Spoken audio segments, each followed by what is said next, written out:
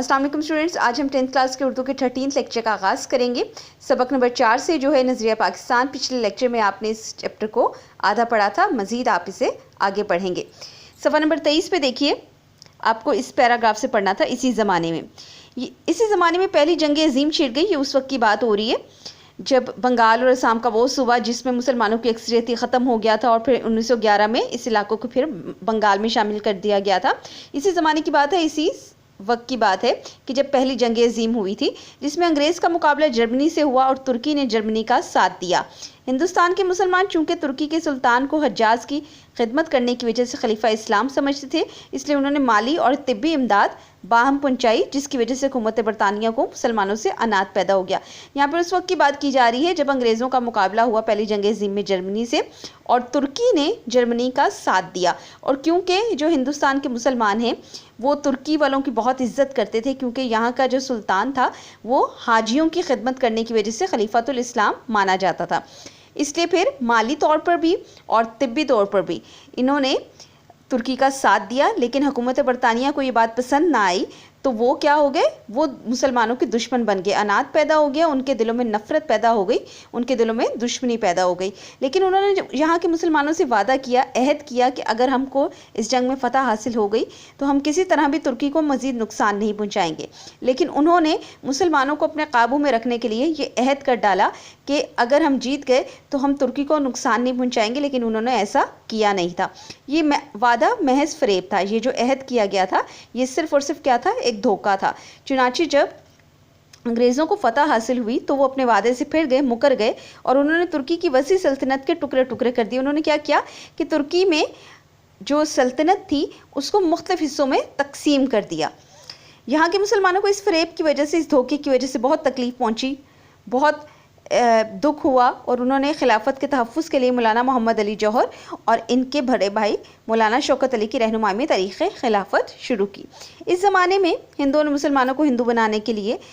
شدھی کی تحریک شروع کی، اور ان کو ختم کرنے کے لیے سنگٹن کی تحریک بھی شروع کی۔ یعنی یہاں کے جو ہندو تھے انہوں نے بھی اپنے کام دکھانے شروع کر دیے، اپنی سازشیں شروع کر دی، اور مسلمانوں کو ہندو بنانے کے لیے شدھی اور ان کو مکمل ختم کرنے کے لیے سنگٹن کی تحریک شروع کی۔ پھر 1928 میں کانگریس نے جو نہرو رپورٹ شائع کی، اس میں مسلمانوں کے لیے علیحدہ نمائندگی کا اصول جو 12 سال پہلے تسلیم کر چکی تھی بالکل نظر انداز کر دی۔ یعنی کانگریس نے اس بات کی طرف توجہ ہی نہ دی کہ مسلمان اپنی علیحدہ نمائندگی چاہتے ہیں۔ پھر تو مسلمانوں میں بڑا جوش پیدا ہوا، بڑا جذبہ پیدا ہوا، اور انہیں یقین ہو گیا، بھروسہ ہو گیا کہ چونکہ ان کا دین، ان کی تہذیب اور ان کی معاشرت سب کچھ غیر مسلموں سے مختلف ہے، اس لیے کسی حالت میں ہندوؤں سے تعاون نہیں ہو سکتا۔ پھر مسلمانوں کو اس بات کی سمجھ آ گئی کہ مذہبی طور پر،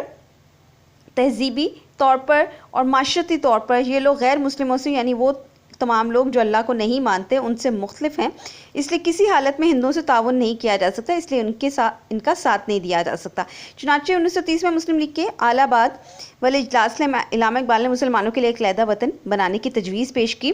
ایک رائے پیش کی، ایک خیال پیش کیا۔ 4 سال کے بعد جب قائد اعظم محمد علی جناح نے مسلم لیگ کی صدارت کا مستقل طور پر عہدہ قبول کیا تو انہوں نے اس تجویز کو عملی جامہ پہنانے کی کوشش شروع کر دی، یعنی اس خواب کی تکمیل کے لیے کام کرنا شروع کر دیا۔ آخرکار 23 مارچ 1940 کو انہوں نے لاہور کے اجلاس میں واضح طور پر اعلان کر دیا کہ جن علاقوں میں مسلمانوں کی اکثریت ہے وہاں ایک آزاد مسلم ریاست قائم کر دی گئی۔ یعنی یہ بات تسلیم کر لی گئی کہ جہاں جہاں مسلمان زیادہ ہوں گے وہاں پر ان کی حیثیت الگ سے تسلیم کر لی جائے گی، مان لی جائے گی۔ اس اعلان کو قرارداد پاکستان کہتے ہیں، جس کی روح سے مسلمانوں کے آزاد اور خود مختار حکومت قائم کرنے کا فیصلہ ہوا کہ اب وہ بالکل آزاد ہوں گے، کسی اور کے اصولوں پر نہیں چلیں گے، اور خود مختار ہوں گے، یعنی اپنے فیصلوں کو خود لیں گے، کسی کے حکومت میں کام نہیں کریں گے بلکہ خود اپنے فیصلے کرنا شروع کریں گے۔ یہاں یہ سمجھ لینا ضروری ہے کہ دنیا میں قومیت کی تشکیل کی 2 بنیادیں ہیں، یعنی جب بھی کوئی قوم کی شکل دی جاتی ہے، جب بھی کوئی قوم بنائی جاتی ہے تو اس کی 2 بنیادیں ہیں۔ ایک وہ جو مغربی مفکرین نے قائم کیا، یعنی ایک وہ جو مغربی مفکرین، سوچنے والے لوگوں نے، دانشوروں نے سوچا ہوا تھا کہ یہ ایسے قوم بنتی ہے۔ دوسری وہ جو رسول صلی اللہ علیہ وسلم کی قائم کی ہوئی ہے، یعنی دوسری وہ جس پر ہم لوگ عمل کرتے ہیں۔ اہل مغرب نے خاندانی، نسلی اور قبائلی بنیادوں میں ذرا وسعت پیدا کر کے قومیت کی بنیادیں جغرافیائی حدود پر استوار کی، اور کہا کہ قوم وطن سے بنتی ہے۔ ان کے خیال میں کہ جتنا علاقے میں नस्ली तौर पर लोग अगर रहते हैं या ख़ानदानी तौर पर एक अलग से ग्रुप रहता है या कबायली तौर पर अलग से रहता है या फिर जुराफ़ई हद जहाँ पे ख़त्म होती है, वहाँ पर उन्होंने एक एक कौम बना दी और यही कहा कि कौमें इसी तरह बनती हैं, उस्तवार होती हैं, इसी बुनियाद पर बनाई जाती हैं, उनकी बुनियाद बनती है। और कहा कौम वतन से बनती है, यानी उनके ख़्याल में जिस वतन के लोग जहाँ रहते हैं बस वही कौम है और इसके अलावा इनके दरमियान कोई ताल्लुक़ नहीं होता। इस नज़रिए की वजह से दुनिया के इंसानों के दरमियान तबाही का जो दरवाज़ा खुला वो आलमी जंगों के होने से बाखूबी ज़ाहिर। फिर यही हुआ कि अगर जर्मनी में मुसलमान हैं या तुर्की में मुसलमान हैं तो उनके ख़्याल में कि ये उनका ताल्लुक़ फिर बड़े सग़ीर के मुसलमानों से नहीं होगा, क्योंकि उनके अंग्रेज़ों के ख़्याल में या मग़रिबी मुफ़क्किरीन के ख़्याल में कि अगर जो लोग जिस जिस मुल्क में रहते हैं बस वो वहीं से ताल्लुक़ रखते हैं। ये वतनी कौमियत की बुनियाद पर लड़ी गई और वतनी कौमें जनूबी एशिया के मुसलमानों को तहफ़्फ़ुज़ देने में बिल्कुल ही नाकाम थी, हिफाजत करने में नाकाम थी। और फिर इसी तरह पहली जंग अज़ीम का आगाज़ हुआ, क्योंकि जनूबी एशिया के मुसलमान इस नज़रिए के तहत मजबूरन अक़लियत बन जाते, क्योंकि ज़ाहिरी बात है बड़े सग़ीर में इतनी ज़्यादा मुसलमानों की तादाद नहीं थी जितनी हिंदुओं की थी। फिर इस तरह तो अगर मुसलमानों को सिर्फ बड़े सग़ीर तक महदूद कर दिया जाता तो क्या होता कि उनकी तो कोई भी बात मानी ही ना जाती, उनके हुकूक़ की तहफ़्फ़ुज़ ही ना होता। कौमियत की दूसरी बुनियाद वो है जो रसूल सल्लल्लाहु अलैहि वसल्लम ने मिल्लत इस्लामी की तश्कील करते हुए, यानी इस्लामी कौम को कायम करते हुए, शक्ल देते हुए फरमाई, जो मगरिब के तसव्वुर कौमियत से जुदा है। जैसा कि इल्हाम इक़बाल ने भी फरमाया, अपनी मिल्लत पर क़यास अक़वाम मगरिब से न कर, गुमान अक़वाम मगरिब से न कर, ख़ास तरकीब में कौम रसूल हाशमी, इनकी जमीयत का है मुल्क व नसब पर एहसार, क़ुव्वत मज़हब से मुस्तहकम है जमीयत तेरी। यहाँ पर यही बात की जा रही है कि मुसलमानों की जो कौम की बुनियाद है वो रसूल हाशमी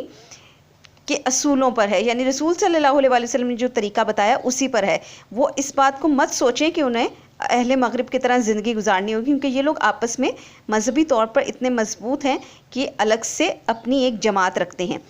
मुसलमानों की कौमियत एक नज़रियाती कौमियत है जो ला इलाहा पर कायम है, यानी ये कि नस्ल, रंग और वतन की बुनियाद पर नहीं, बल्कि एक नज़रिए, एक सोच है उनकी, एक अक़ीदा है, एक अलग से उनका यकीन है, भरोसा, एक मज़हब है, एक कलमे की बुनियाद पर वजूद में आई। इस नज़रियाती पहलू को नुमाया करने के लिए इसे मिल्लत कहा गया। ऐसी नज़रियाती कौमियत में हर नस्ल, हर रंग और हर जुराफ़े खित्ते के लोगों के लिए जगह होती है, यानी मुसलमान कहीं भी रहते हैं, वो जब मुसलमान हैं तो वो बाकी मुसलमानों के साथ ही मिलकर एक कौम बनते हैं। और हकीकत यह है कि जनूबी एशिया के मुसलमानों को, जिनमें हर नस्ल, हर रंग, मुख्तलिफ जुराफ़े हित्तों के लोग शामिल थे, ऐसी कौम के तहत अक़लियत बनकर रहना मंजूर ना था, जो इस्लामी कौमियत के बरक्स ज़ात पात, छूत छात और बुत परस्ती के बंधों में जकड़ी हुई थी। यानी मुसलमान इस बात को नहीं मानते थे कि वो ज़ात पात की तरफ जाएं, यानी नस्ली तौर पर एक दूसरे में तफरीक करें जैसे हिंदू करते थे। छूत छात यानी किसी को कमतर समझना, किसी को बरतर समझना।